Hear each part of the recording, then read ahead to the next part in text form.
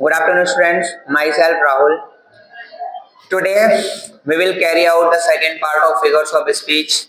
In first part, we have discussed about its definition and its types, and we have also covered about simile figures of speech.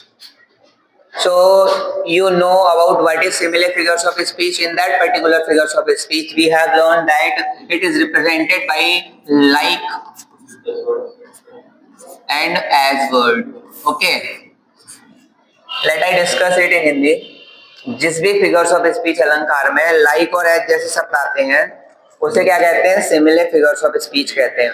उपमा बोले तो तुलना. जैसे मैं बोलूं कि उसका मुख जो है वो चांद के जैसा है, तो हमने तुलना कर दी. ठीक है, तुलना कर दी तो सिमिलर हो गया.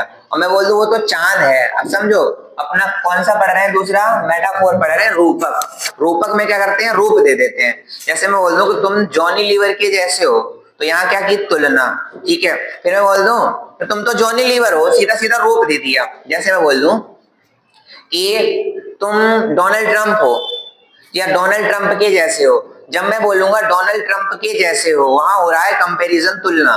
तो कौन सी फिगर्स ऑफ स्पीच होगी? सिमिलर. और मैं बोलूं तुम तो भाई डोनाल्ड ट्रंप हो, ठीक है, तुम तो लॉर्ड साहब हो. डायरेक्ट जब रूप दे देंगे तो वो कौन सा हो जाएगा? मेटाफोर. चलिए इसके कुछ एग्जांपल्स देखते हैं और इसको डिस्कस करते हैं.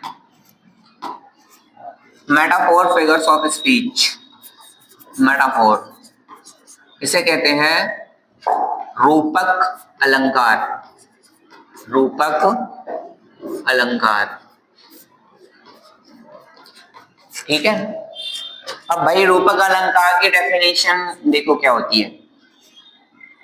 When we compare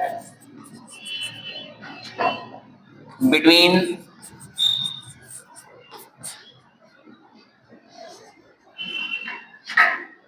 two or more than two things and we give one's complete identity to another one, that is called metaphor figures of speech.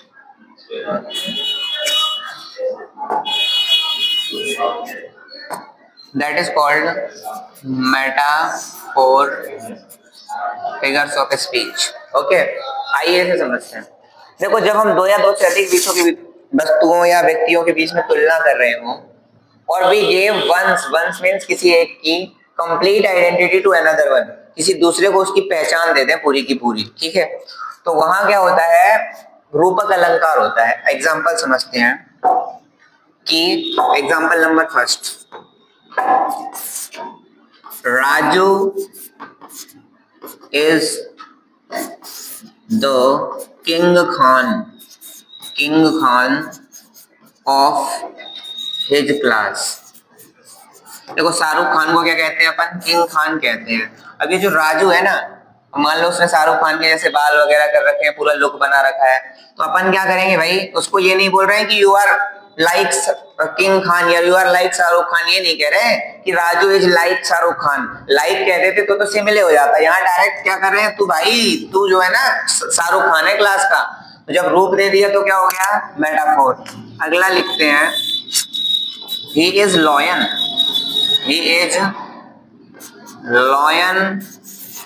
Of एटा. वो तो एटा का शेर है. अब सुनो, मैं ये कह सकता था ना भाई शेर क्या है? एक एनिमल है. ठीक है, मैं ये भी तो कह सकता था कि वो शेर क्या है? एनिमल है. तो he is like lion of एटा ऐसा कह सकते थे. जब लाइक लगा देते तो क्या हो जाता? अपना सिमिलर हो जाता है ना. और जब हमने क्या कह दिया कि भैया तू एटा का शेर है, ठीक है, रूप दे दिया, तो कौन सी फिगर्स ऑफ स्पीच हो गई? ये मेटाफोर हो गई, रूपक अलंकार हो गया. और एग्जांपल देख लो, और एग्जांपल लिख लो. Mister Sagir, mister Sagir is the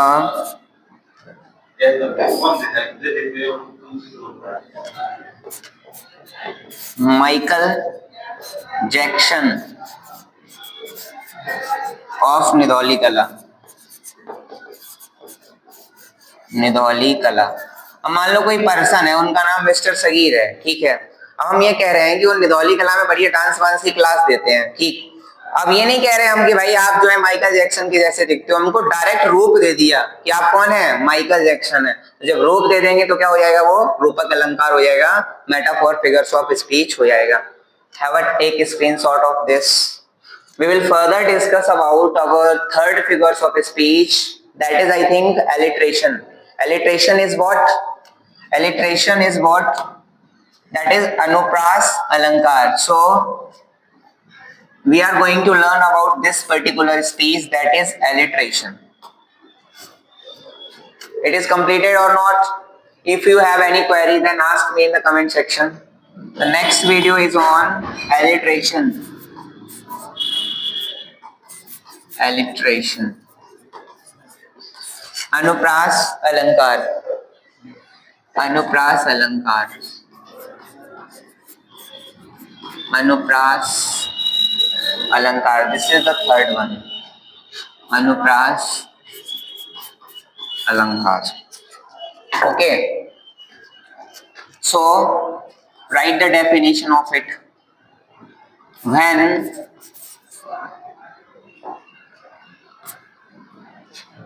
there is the repetition, there is the repetition of two or more than two consonant sounds is found in any particular phrase, sentence or clause, phrase, sentence, clause or stanza,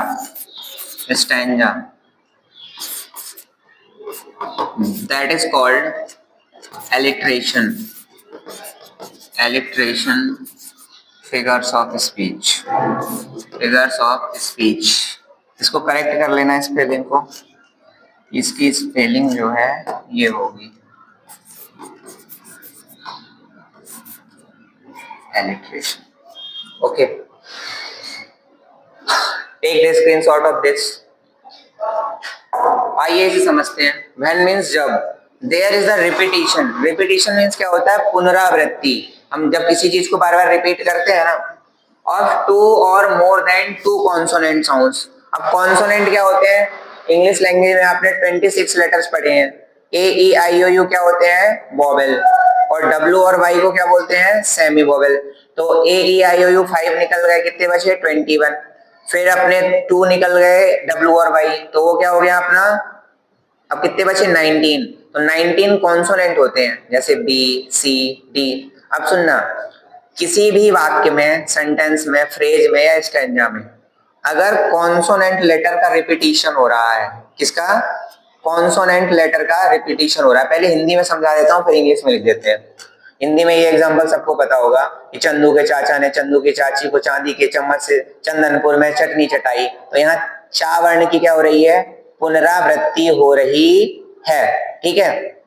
जैसे तुम लोगों ने एक movie देखी होगी 3 idiot, उसमें ना एक सॉन्ग भी है, आपने आमिर खान की एक मूवी देखी होगी कि पके पेड़ पे पका पपीता, पिंकू पकड़े पका पपीता। उसमें पा वर्ण की क्या होती है, पुनरावृत्ति होती है। ऐसे ही इंग्लिश में अगर हम कोई सेंटेंस देख रहे हैं और उसमें कॉन्सोनेंट लेटर दो या दो से अधिक वर्ड में रिपीट हो रहा है, तो उसे अपन क्या कहेंगे, एलिट्रेशन फिगर्स ऑफ स्पीच कहेंगे। आइए इनका कुछ एग्जांपल्स देखते हैं।